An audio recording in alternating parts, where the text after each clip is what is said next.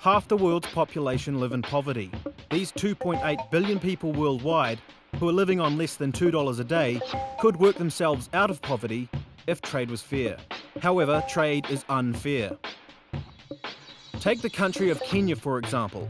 In the 1970s, Kenya's future looked bright, with a growing economy and an industry starting to thrive. However, in the 1980s, for the return of aid from rich countries, strict liberalisation was enforced.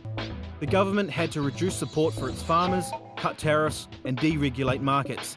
And yet when Kenya wanted entry into the WTO in the 1990s, further liberalisation was expected. Cheap, often subsidised goods from richer countries flooded the markets, from shoes and sugar to steel.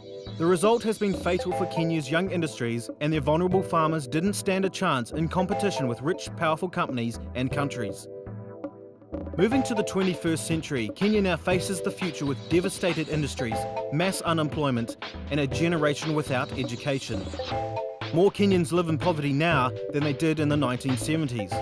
Fewer children go to school, fewer children are vaccinated, and more children die.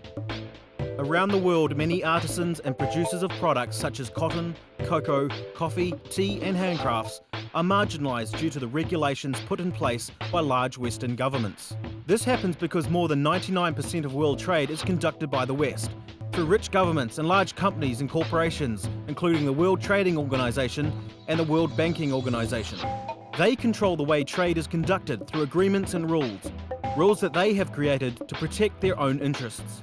Not only do these imposed trade regulations allow cheap products to be dumped on poor countries' fledgling markets, they charge high taxes on imported goods so poor countries can only afford to export raw materials like cocoa and cotton.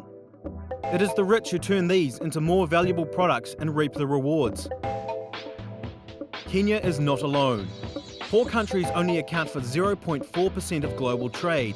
This makes them powerless to fight back.